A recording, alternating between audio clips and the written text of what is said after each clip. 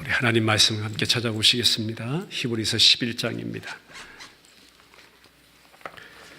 우리 13절 말씀부터 21절까지 찾아 같이 봉독합니다.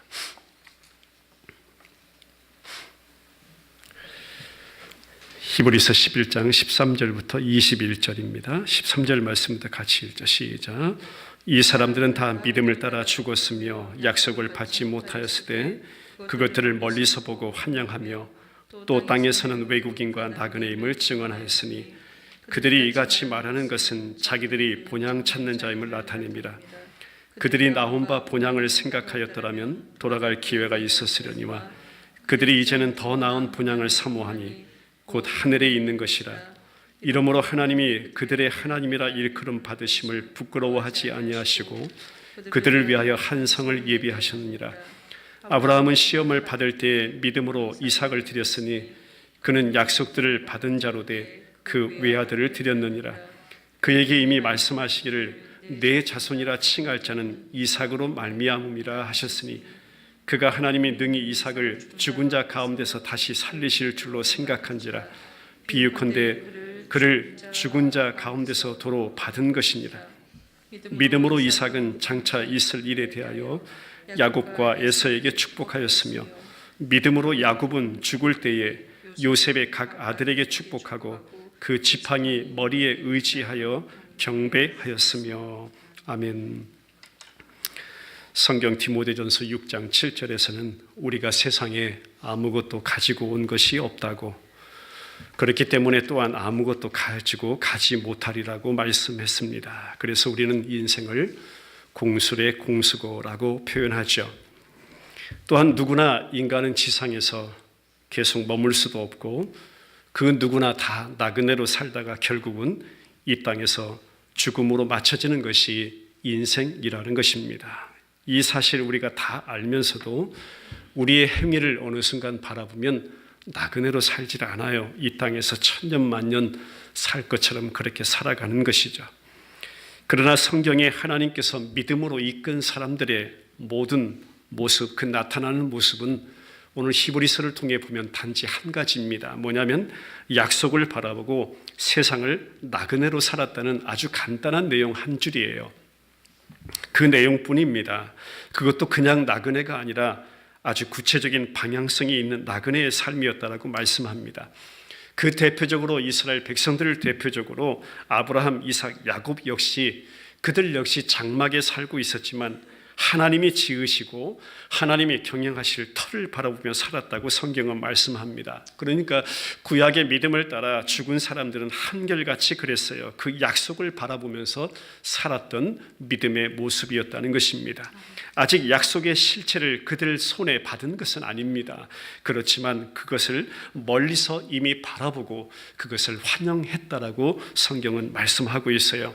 심지어 눈에 보이는 그 백성들 가운데 약속하신 가나안 땅도 그렇게 말씀합니다. 가나안 땅, 영원한 약속의 나라에 대한 그림자와 예표일 뿐이다. 그래서 우리 주님이 신약에 와서 요한복음 8장 56절로 58절에 아브라함을 언급하시면서 그 옛날 신약시대 이제 오셔서 복음을 증거하신 그 예수님이 그 아주 옛날 구약의 아브라함을 예수님이 지금 대신해서 증언해 주시는 그 말씀하셨잖아요. 아브라함은 가나안 땅을 그 후손이 차지하리라는 약속 받았지만 그 땅이 최종 목표점이 아니다.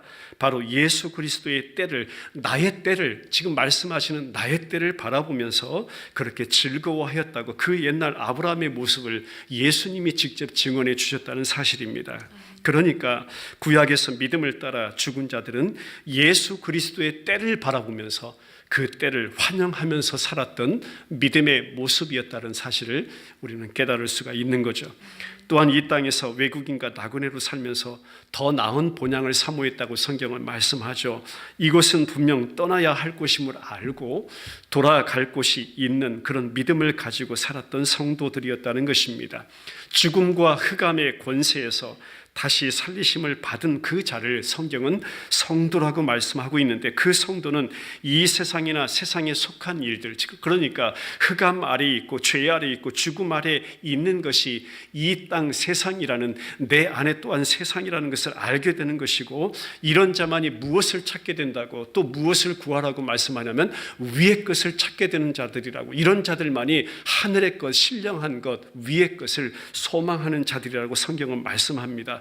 그리고 나서 이런 자들을 위해서 하나님께서 예비하신 한 성이 있다라고 말씀하고 있으니, 바로 성경은 이렇게 본향 찾는 나그네를 성도 그 이름이라고 부르고 있는 줄 믿습니다. 이것이 13절부터 16절까지 지난 시간 살펴본 말씀입니다. 오늘 17절 말씀부터 또 계속 연결해서 말씀 살펴보죠. 여러분, 성경에서요, 하나님께서 이스라엘 백성들에게 자신 하나님을 소개할 때 가장 많이 부르는 호칭이 뭔 줄 아세요? 뭘까요? 이스라엘 백성들에게 하나님 자신을 부르고 또 하나님 자신을 소개할 때 가장 많이 듣는 호칭이 아브라함의 하나님, 이삭의 하나님, 야곱의 하나님입니다. 오늘 저와 여러분들이 읽은 본문 가운데 나타나는 아브라함, 또 이삭, 야곱이라는 것입니다. 그 의미가 뭐냐면요, 더 깊은 의미가 뭐냐면 아브라함과, 대표적으로 그 백성들 가운데 오늘 아브라함과 이삭과 야곱을 통하여 나타내신, 그러니까 하나님 편에서 그들의 삶 가운데 그들을 통하여 나타내신 그 하나님이 참 하나님이시라는 것입니다. 그것이 바로 아브라함의 하나님, 이삭의 하나님, 야곱의 하나님으로 말씀하고 있는 것입니다. 결국 그러니까 아브라함과 이삭과 야곱을 부르셔서 무엇을 도대체 하나님은 그 땅 가운데 남기고자 하셨는지, 그 내용을 오늘 본문은 말씀하고 있는 것입니다. 이 땅에서 어떤 거대한 눈에 보이는 유적을 남기려 하는 것도 아니고요, 우리가 붙잡고 살아가고자 하는 어떤 동산이나 부동산을 남겼다는 것 아니죠. 성경은 다른 게 아니라 하나님의 믿음으로 이끌어간, 우리 이미 살펴본 아벨이나 노아도 마찬가지, 아브라함과 그의 가족 이삭, 야곱에 이르기까지 오늘 성경 이 히브리서 11장 믿음에 기록하고 있는 이 모든 가족들이 이 땅에 남긴 증거물이라는 것은 다른 거 아닙니다. 하나님께서 그거 남기시기 원하시고 그거 남기셨는데, 그거 증거물이 뭐냐면 이 세상에서 나그네와 외국인으로 살았다는 것입니다. 그게 남긴 유산이에요. 뭐라고요? 이 세상에서 나그네와 외국인으로 살았다는 것, 그것이 남긴 유산입니다.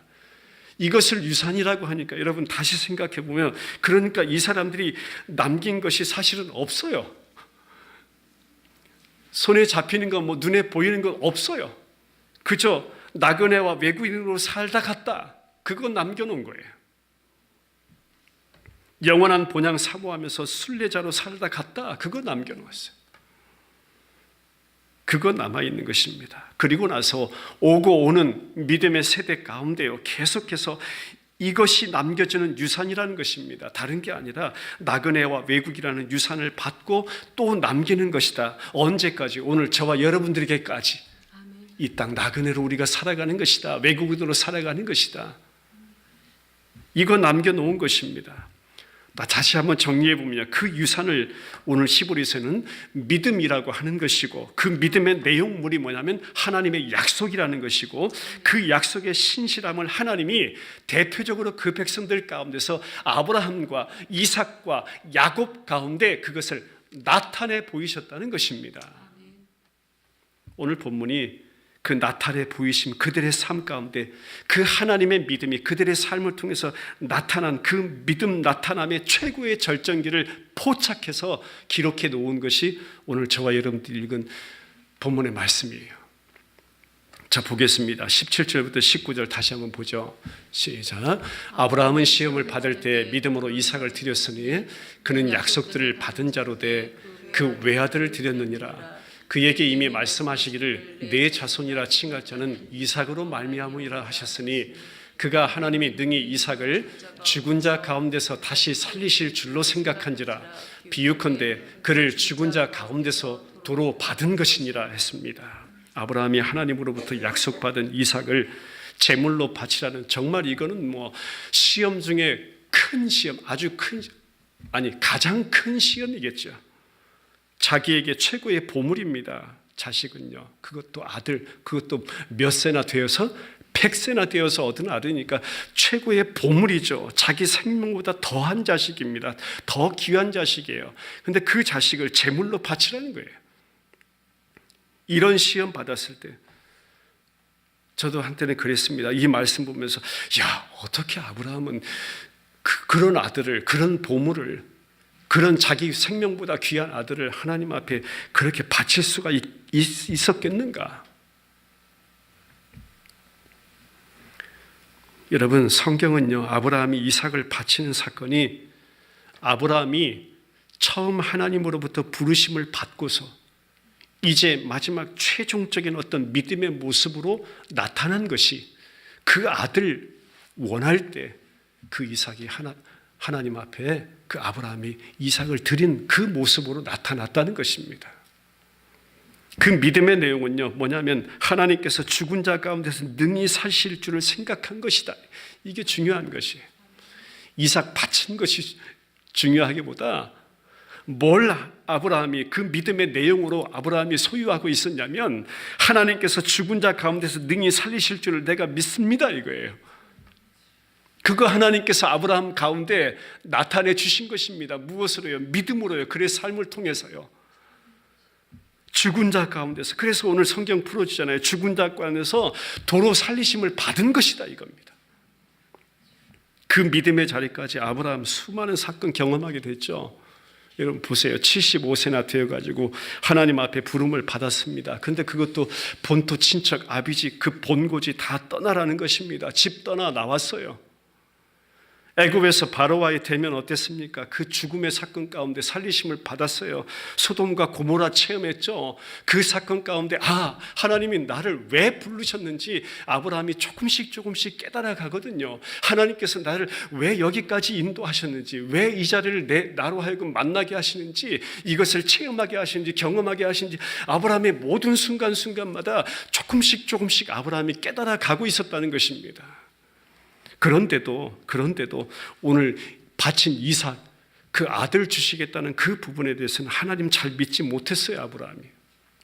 그래서 처음에는 자기 집의 종인 엘리에셀을 자기의 상속자로 삼으려고 하죠. 그러나 하나님께서 뭐라고 말씀합니까? 내 몸에서 날 건데. 그렇게 하시자 사라의 여종인 하갈에게서 이스마엘을 낳고 그 아이가 또 상속자인 줄 알았어요. 그런데 그것도 아니네요.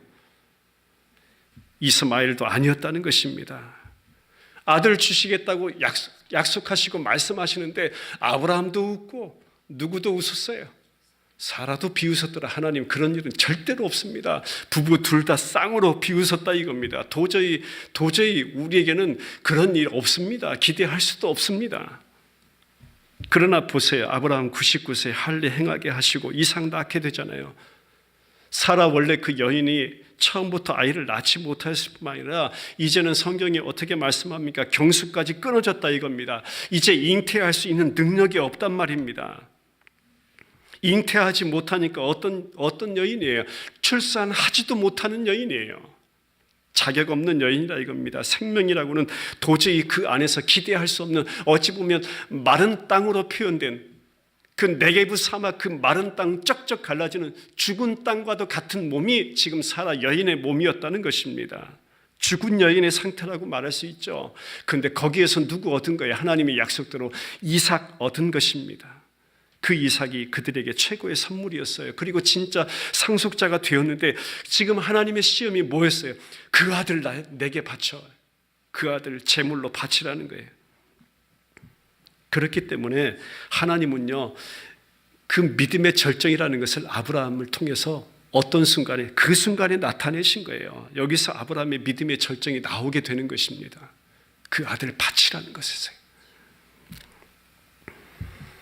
그 믿음의 내용이 뭐였냐면 죽은 자 가운데서 능히 살리실 줄을 믿습니다. 저 모리아 산 위 이삭의 제물 바침을 통해서 아브라함은 하나님께서 이루어 내신 여호와 이레를 알았습니다. 그리고 장차 여호와께서 친히 자신을 위해서 진정한 제물을 준비하시리라는 그 믿음의 내용을 자신 안에 담았습니다. 그렇기 때문에 아브라함이 예수님의 때를 본 것이 바로 예수님이 말씀하시되 나의 때를 아브라함은 미리 보고 환영했다라는 말씀이 맞는 것입니다. 이삭을 바치는 사건에서요, 이미 그 모든 믿음의 내용을 하나님께서 아브라함 안에 담아두신 것입니다. 저와 여러분들 안에도요, 동일하게요, 그 믿음을 하나님이 담아주신 것이에요. 죽은 자 가운데서 살리실 분 하나님이시라. 하나님의 구원의 방식이 이것이었기 때문에 죽음 가운데서 살려내시는 것, 그의 아브라함의 삶 가운데 그렇게 나타내신 것입니다. 그리고 아버지가 아들을 죽이는 그 모습이 믿음의 유산으로 남겨지게 된 것이에요. 오늘 저와 여러분들에게까지 그 절정이 바로 예수 그리스도의 십자가를 통한 죽으심이고 예수 그리스도의 다시 사신 부활을 통한 영광에 참여하게 되는 성도됨의 은혜인 줄 믿습니다. 그 믿음의 내용을 담아주신 것이에요. 자, 그럼 아브라함처럼 믿음으로 의롭다 받은 저와 여러분, 오늘도 믿고 사는 그 믿음의 내용이 뭐냔 말이에요. 이거잖아요. 하나님 아버지께서 자기 아들, 죄 없는 아들 예수님, 그 예수님에게 죄라는 것을 정하셔서 십자가에서 죽이시는 것, 오직 그 한 가지 방법으로 인해서 자기 백성들, 오직 그 한 가지 십자가라는 방법을 통해서 나와 여러분들을 의롭게 하시는 그 믿음의 유산을 우리에게 지금도 계시하시고 말씀하시고 우리 가운데 담아주신 줄 믿습니다. 예수님을 믿음으로 의롭다함을 받은 것이요, 그 아들 예수님의 죽으심과 예수님의 살리심으로 다시 이루어졌다는 사실입니다. 이 내용 보세요. 가만히 곰곰이 생각해 보세요. 저와 여러분들이 원해서 이루어진 것 아닙니다. 우리의 생각으로도 된 일이 결코 아닙니다. 한번 따라해 보겠습니다. 우리가 알지도 못한 유산이다. 저와 여러분들이요, 알지도 못했던 유산이에요. 이 믿음의 유산이에요. 얼마나 놀라운 기적이고 은혜인지 모르겠습니다. 이 알지도 못했던 유산을 우리 안에 믿음의 유산이라고 담겨주셨어요. 평소에 바라고 소원하였던 세상 것들이 어찌 보면 무참히 무너져 버리고 깨어져 나가고, 어찌 보면 돌아보니 그 텅 빈 자리, 세상적으로 보니까 참 이건 망한 자다, 세상적으로 보니까 씨 없는 자다, 세상적으로 보니까 메마른 땅과 같은 없는 자이다. 그런 저와 여러분들 안에요, 우리 하나님께서 자기 아들 보내셔서 십자가에서 죽으시고 또 다시 살아나신 그 예수 그리스도의 부활 영광, 그 생명의 씨라는 것을요, 그 생명의 씨라는 것을 우리 안에 채워주셨다는 사실입니다. 우리가 그렇게 아브라함과 같은 복을 유산으로 받은 자입니다. 그 이름 성도, 바로 나, 저와 여러분인 줄 믿습니다. 20절 말씀 보죠. 시작. 믿음으로 이삭은 장차 있을 일에 대하여 야곱과 에서에게 축복하였으며, 참 이삭의 믿음을 이야기하는데 히브리서에서 딱 단줄 한 줄이에요. 더 없어요. 더 다른 표현이 없어요. 딱 한 절이에요. 이삭의 평생을 통해서 남겨진 믿음의 유산이란 이거예요. 뭡니까? 야곱과 에서를 축복하는 사건에서 그 믿음의 유산이 나타났다는 거죠. 뭐냐면 에서와 야곱이 쌍둥이로 태어나지만 태어나기도 전에, 그러니까 그들이 무슨 선한 일을 행하기도 전에 하나님의 작정이 뭐였냐면 에서는 미워하고 야곱은 사랑하시겠다는 것입니다. 그것이 하나님이 정해 놓으신 거예요. 그것을 조금 어려운 말로 하나님의 예정이라고 해요. 하나님의 선택하심이라고 합니다. 하나님의 약속의 자녀라고도 합니다. 이것이 하나님의 주권이라고도 합니다. 이 하나님의 뜻과는 상관없이 이삭과 리브가는요, 어떻게 했냐면 자기 취향대로, 자기가 좋아하고 자기가 아끼는 아들에게 복을 주기를 원했던 거죠.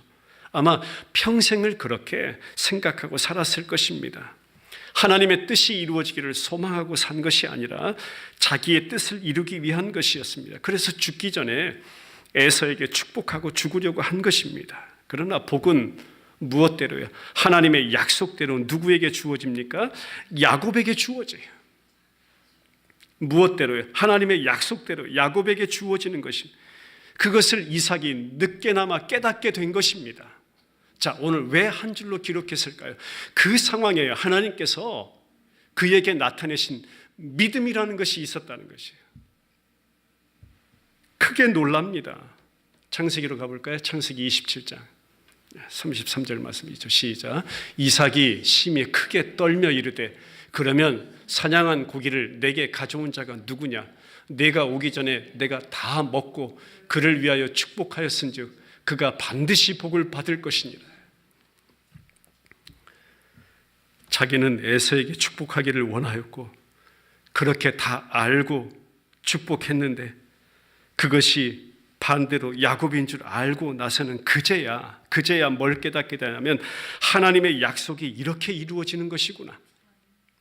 하나님의 약속 성취는 이렇게 이루어지는 것이구나를 알게 되는 것입니다. 그러니까 저와 여러분들 어떤 인간의 열망과 인간의 소망과 인간의 어떤 뜻과는 상관이 없이 하나님의 뜻대로 이루어진다는 사실을 그 자리에서 깨닫게 된 것이에요.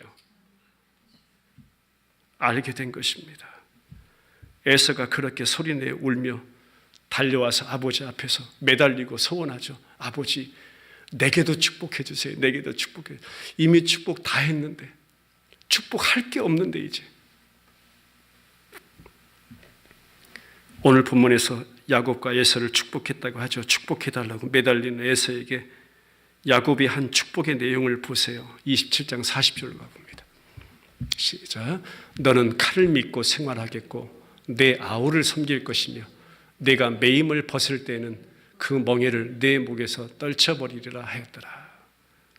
자, 그의 삶에 작정하고 예정하고 약속한 삶의 모습을 그대로 이야기해 주는 것입니다. 자기 힘을 믿고 사는. 에서도 부자가 되고 자기의 사병이 무려 400명이나 됩니다. 그러나 그 모든 것을 가졌다 할지라도 그는 무엇을 받지 못한 자입니까?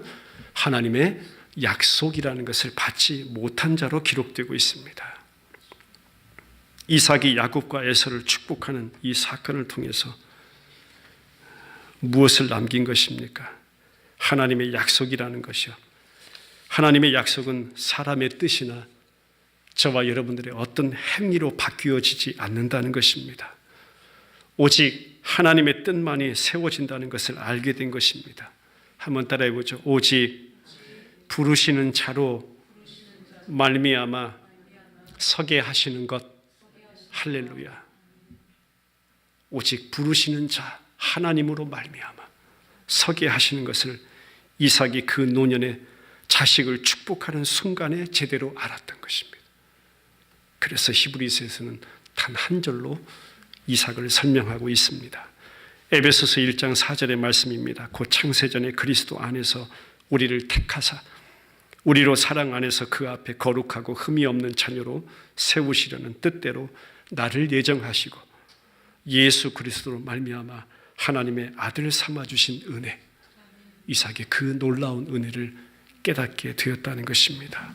이것을 히브리서에서는 믿음의 유산이라고 기록하고 있다는 것이죠. 21절 보겠습니다. 시작. 믿음으로 야곱은 죽을 때에 요셉의 각 아들에게 축복하고 그 지팡이 머리에 의지하여 경배하였으며. 자, 야곱의 생애도 보니까 역시 단 한 줄이에요. 그러면 야곱이 행한 믿음의 일이란 그 절정이 역시 요셉의 아들들을 축복하는 그 내용 안에 들어있겠죠. 그것도 무엇에 기대어 축복합니까? 그 지팡이 머리에 의지했다고 성경은 왜 특별히 기록하고 있을까요? 여러분, 이 지팡이요, 지팡이. 이 지팡이가 어떤 지팡이입니까? 아니, 이 지팡이 야곱이 언제부터 짚고 다니게 된 지팡이일까요? 맞습니다. 야복 강가에서요. 야복 강가에서부터 하나님의 그 기적 같은 역사, 새롭게 창조됨의 그 역사, 새로움의 역사, 새로운 피조물의 역사를 체험한 그 순간에 짚고 다니기 시작한 것이 이 지팡이에요. 여러분 보세요. 야복강에서부터 의지했던 지팡이, 그곳에서 옛사람 야곱이라는 이름이 완전히 죽어지고요.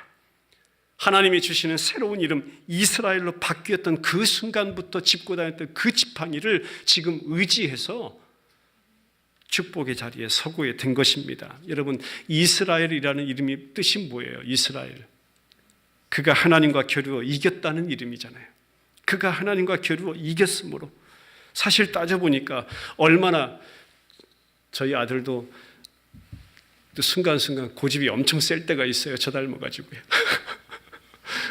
고집 부릴 때는 엄청 부리더라고요. 따져보니까 얼마나 아들이 고집이 셌으면 부모가 져주었을까요? 생각해 보세요. 이런 이름이 이스라엘이에요. 그러면 보세요. 그가 이 이스라엘이 된 대가가 뭐예요? 그럼 이스라엘로 바뀌게 된 그 이름이, 그렇게 고집 부려서 얻어낸 이름이 이스라엘인데 그 이름을 얻게 된 대가가 뭐냔 말이에요. 그토록 자기가 힘의 근원이라고 여기며 살아갔던 이 환도뼈 부러짐 당함이에요. 환도뼈가 위골되어서. 그래서 평생을 뭐 짚고 다녀야 돼요? 이제 지팡이 짚고 다니게 된 거예요. 지팡이 의지하며 살았던 것입니다. 그런 야곱이 이제 마지막으로 요셉의 아들을 축복하는 내용을 히브리서에서는 믿음의 일로 기록하고 있단 말이에요. 자, 그 내용을 보겠습니다. 요셉이 자기의 장남 므낫세입니다. 야곱의 오른손의 축복을 받도록 하기 위해서 자기는 반대편이잖아요. 오른손 축복받기 위해서는 자기는 왼손을 잡고 나아가야 돼요. 그렇죠? 그래야 우리 이 집사님께는 오른손이잖아요.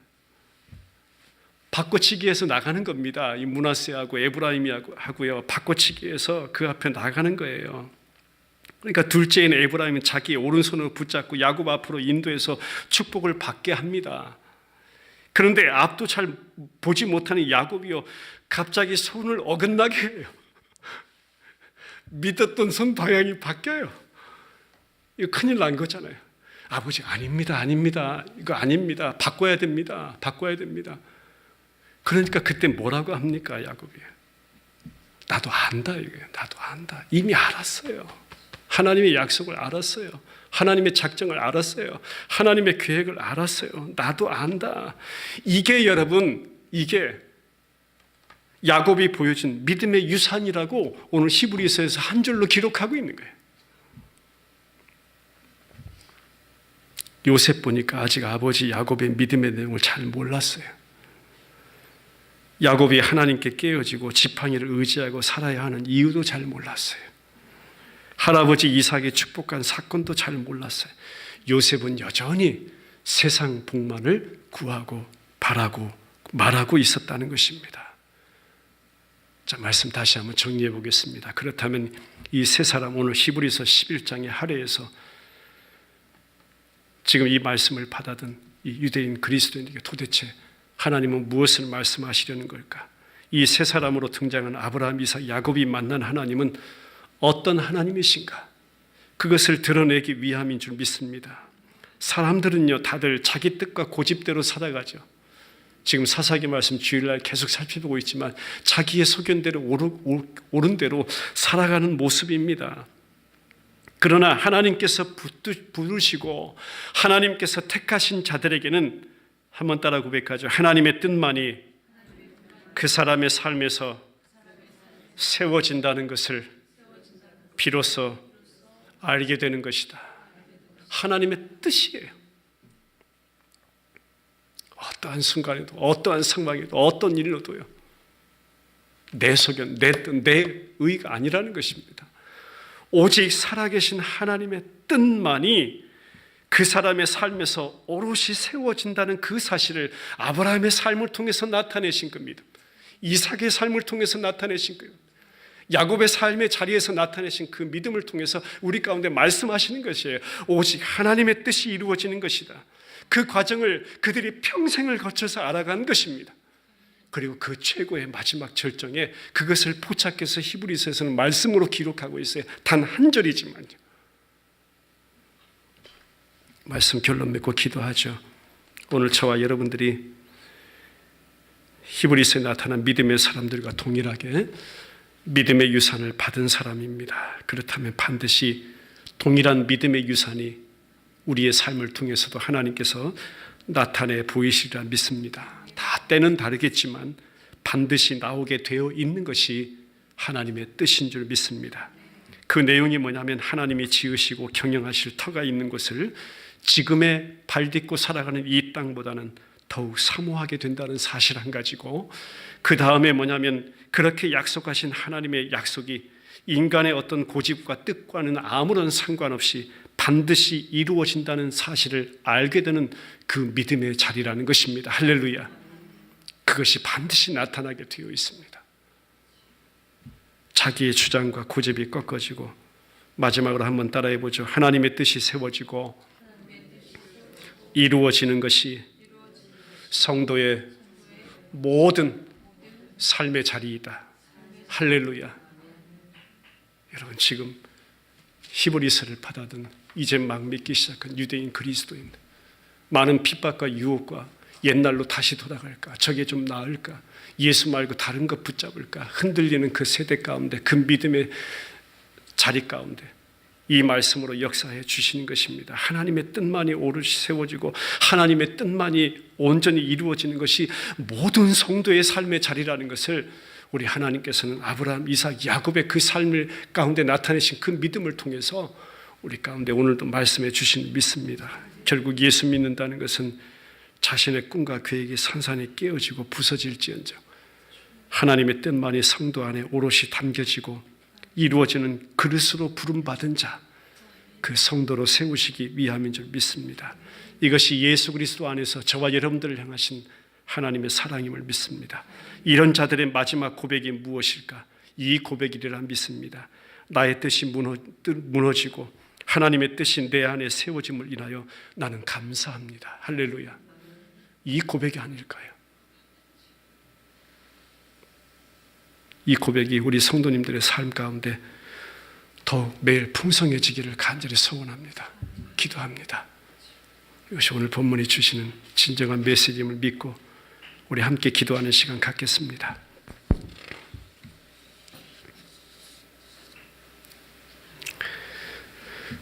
어떤 유산이 남겨졌겠는가? 우리 잘 아는 아브라함을 통해서도, 이삭을 통해서도, 야곱을 통해서도 무엇이 우리 가운데 남겨지기를 원하실까? 우리 안에서 반드시 나타내실 그 하나님의 믿음, 그 내용, 하나님이 지으시고 경영하실 터가 있는 것을 지금의 땅보다 더욱 사모하게 하소서. 그렇게 약속하신 하나님의 약속이 나의 고집과 뜻과 상관없이 반드시 이루어진다는 것을 알게 하소서. 그런 믿음의 장막으로 오늘도 지어져 감을 인하여 감사하게 하소서. 내 주장 고집 다 꺾으시고 하나님의 뜻이 세워지고 하나님의 뜻이 이루어지는 것이 모든 성도의 삶의 자리인 것을 날마다 체험하게 하소서. 예수 그리스도 안에서 하나님의 뜻만이 성도 안에 오롯이 담겨지길 원하고 이루어지는 그런 그릇으로 부름받은 자, 성도라는 그 이름으로 또 살게 하신 은혜가 너무나 놀랍습니다. 하나님의 뜻이 오늘도 내 안에 세워짐을 인하여 감사합니다. 하나님의 뜻이 우리 가정에 세워짐을 인하여 감사합니다. 하나님의 뜻이 우리의 사업터에, 우리의 직장 가운데 이루어지고 세워짐을 인하여 감사합니다. 성도의 귀한 고백이 되게 하소서. 우리 베델 침례 교회 공동체 모든 사랑하는 지체들의 삶 가운데 아버지, 이 고백이 더 풍성해지기를 원합니다. 기도합니다. 흔들리는 세대 가운데, 어지러운 세대 가운데 하나님이여, 우리에게 이 귀한 믿음의 유산을 남겨주심을 감사합니다. 주 바라보며 소망 가운데 걸어가는 그 걸음이 날마다 주님께서 이끌어 가심을 체험하는 이 놀라운 믿음의 역사를 날마다 우리 안에 이루어짐을 인하여 감사하는 복된 신앙생활 매일매일 하나님께서 붙잡고 이끌어 가시옵소서. 살아계신 예수 그리스도의 이름으로 기도드리옵나이다. 아멘.